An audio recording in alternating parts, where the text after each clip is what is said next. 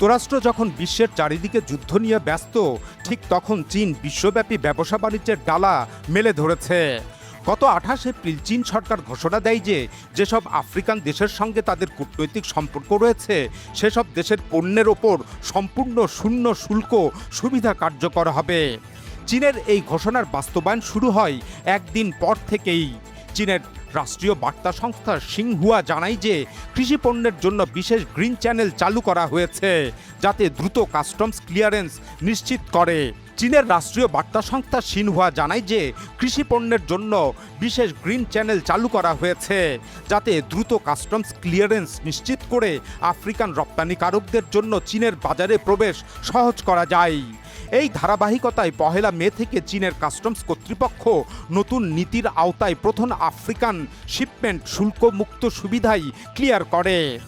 আফ্রিকার দেশগুলোর ব্যবসা বাণিজ্যের জন্য এটা ছিল এক ঐতিহাসিক মাইল ফলক।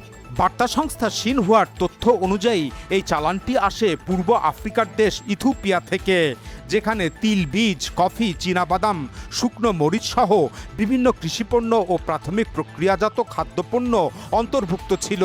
আর এগুলোই মূলত আফ্রিকার প্রধান রপ্তানিযোগ্য পণ্য। বস্তুত চীনের এই নতুন আমদানি নীতি 1 মে থেকে আফ্রিকার সব দেশের জন্য কার্যকর হয়েছে। এখন আফ্রিকার 53টি দেশের পণ্য সামগ্রী শুল্ক প্রদান ছাড়াই চীনে প্রবেশ করতে পারবে। তবে আফ্রিকার শুধুমাত্র একটি দেশ এই সুযোগ পাবে না। দেশটি হলো এসওয়াতিনি। এই দেশটি তাইওয়ানকে স্বীকৃতি দেওয়ায় চীনের সাথে তার কূটনৈতিক সম্পর্ক নেই। যেহেতু চীন ঘোষণা করেছে যে শূন্য আমদানি শুল্ক সেই সব দেশের জন্য প্রযোজ্য হবে যাদের সঙ্গে বেইজিংয়ের কূটনৈতিক সম্পর্ক রয়েছে, তাই এসওয়াতিনি এই সুযোগ পাবে না। উল্লেখ্য যে প্রায় 2 বছর আগেই চীন 2024 সালের ডিসেম্বরে আফ্রিকার 33টি স্বল্পোন্নত দেশের সব পণ্যের উপর শুল্ক উঠিয়ে নিয়েছিল। এখন আরও 20টি দেশকে এই ব্যবস্থার আওতায় আনা হলো। ফলে আফ্রিকা মহাদেশের 53টি দেশ 2028 সালের 30 এপ্রিল পর্যন্ত চীনের কাছ থেকে অগ্রাধিকারমূলক বিশেষ শুল্কমুক্ত সুবিধা পাবে। চীনের বাণিজ্য মন্ত্রণালয় জানিয়েছে এই নীতিগত পরিবর্তনের ফলে আফ্রিকান পণ্য চীনের বাজারে আরও প্রতিযোগিতামূলক হয়ে উঠবে। চীন মূলত শুল্ক কমিয়ে আফ্রিকার দেশগুলোর সাথে সহযোগিতা বাড়ানোর কৌশল গ্রহণ করেছে। তবে একই সঙ্গে একটি গুরুত্বপূর্ণ রাজনৈতিক বার্তাও এতে স্পষ্ট হয়ে ওঠে। কারণ সব আফ্রিকান দেশের জন্য সুযোগ উন্মুক্ত বলা হলেও এসওয়াতিনিকে এই সুবিধার বাইরে রাখা হয়েছে। যেহেতু এসওয়াতিনি চীনের ওয়ান চায়না পলিসিকে স্বীকার না করে এখনও তাইওয়ানের সঙ্গে কূটনৈতিক সম্পর্ক বজায় রেখেছে, আর তাই এই ব্যবস্থা নেওয়া হয়েছে। সুতরাং এর মাধ্যমে চীন বাকি বিশ্বকে বার্তা দিয়েছে যে তাইওয়ান ইস্যুতে সে আপোস করবে না, এবং যেসব দেশ তাইওয়ানের সাথে সম্পর্ক রাখবে তারা চীনের কাছ থেকে কোনো বাণিজ্য সুবিধা পাবে না। যাই হোক, শুল্কমুক্ত সুবিধায় আফ্রিকান পণ্য চীনের বাজারে প্রবেশের সুযোগ লাভের এই ঘটনাকে চীন আফ্রিকা বাণিজ্য সম্পর্কের একটি নতুন অধ্যায়ের সূচনা করল, যেখানে ভবিষ্যতে চীনে আফ্রিকার কৃষিপণ্য, খনিজ সম্পদ ও হালকা শিল্পপণ্যের রপ্তানি উল্লেখযোগ্যভাবে বাড়বে। অর্থনৈতিক বিশ্লেষকরা বলছেন আফ্রিকার অনেক দেশের শিল্পপণ্য রপ্তানিতে সীমাবদ্ধতা রয়েছে, এক্ষেত্রে তারা যথেষ্ট পিছিয়ে রয়েছে।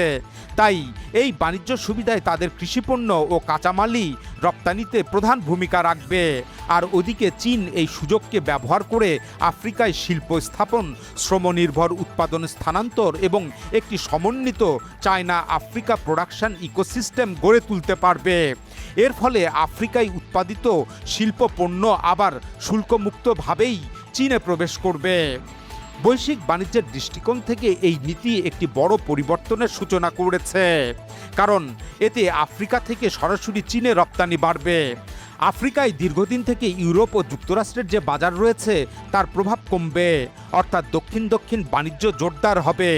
বিশেষ করে গুরুত্বপূর্ণ খনিজ ও কাঁচামালের সরবরাহ শৃঙ্খলে চীনের নিয়ন্ত্রণ আরও শক্তিশালী হবে। বস্তুত কুইক মার্কেট অ্যাক্সেস, শুল্কমুক্ত সুবিধা এবং অবকাঠামোগত সহযোগিতা একত্রিত করে এই চীনা মডেল আফ্রিকান দেশগুলোর কাছে ক্রমেই বেশ আকর্ষণীয় হয়ে উঠছে। কেননা এতে তাদের দারিদ্র বিমোচনে যথেষ্ট ভূমিকা রাখছে। আর চীনের এই উন্মুক্ত বাণিজ্য কৌশলের কাছে নানা শর্তের জালে আবদ্ধ দীর্ঘদিনের মার্কিন বাণিজ্য নীতি হোঁচট খাচ্ছে। এখন আফ্রিকার দেশগুলোতে যুক্তরাষ্ট্র চীনের কাছে বাণিজ্য প্রতিযোগিতায় পিছিয়ে পড়ার ঝুঁকিতে রয়েছে। বস্তুত চীন আফ্রিকা মহাদেশে তার ব্যবসা বাণিজ্যের ব্যাপক প্রভাব বৃদ্ধি করেই চলেছে। এতে আফ্রিকা মহাদেশের উপর চীনের রাজনৈতিক ও সামরিক গুরুত্ব বৃদ্ধি পাচ্ছে। 2024 সালে বেইজিংয়ে চীন আফ্রিকা সহযোগিতা ফোরামের শীর্ষ সম্মেলন অনুষ্ঠিত হয়। সেখানে আফ্রিকা মহাদেশের জন্য চীনের পক্ষ থেকে নতুন নীতি ও অংশীদারিত্বমূলক উদ্যোগের পরিকল্পনা পেশ করা হয়, যার মধ্যে আফ্রিকার শতভাগ পণ্যে শূন্য শুল্ক সুবিধা কার্যকরের প্রতিশ্রুতি দেওয়া হয়েছিল। চীন আফ্রিকার দেশগুলোতে উৎপাদন প্রযুক্তি, কৃষি যান্ত্রিকীকরণ এবং শিল্পায়নে সহায়তার উপর জোর দিচ্ছে। বিশেষ করে কৃষি ও অবকাঠামো খাতে চীনা প্রযুক্তির ব্যবহারের নতুন সম্ভাবনা তৈরি হয়েছে। এছাড়া গ্লোবাল সিকিউরিটি ইনিশিয়েটিভের অধীনে আফ্রিকার নিরাপত্তা রক্ষায় চীন সামরিক অনুদান ও প্রশিক্ষণের মাধ্যমে সহযোগিতা বাড়ানোর প্রতিশ্রুতি দিয়েছে। চীন প্রথাগত অবকাঠামোর পাশাপাশি নিউ এনার্জি, ডিজিটাল অর্থনীতি এবং কৃত্রিম বুদ্ধিমত্তার মতো নতুন ক্ষেত্রে আফ্রিকার সাথে কাজ করার পথ তৈরি করছে। সব মিলিয়ে চীনের এই শূন্য শুল্ক নীতি কেবল একটি অর্থনৈতিক উদ্যোগ নয়, বরং একটি সুপরিকল্পিত ভূ অর্থনৈতিক কৌশল, যা ভবিষ্যতে বিশ্ব বাণিজ্যের শক্তির ভারসাম্যে উল্লেখযোগ্য পরিবর্তন আনবে।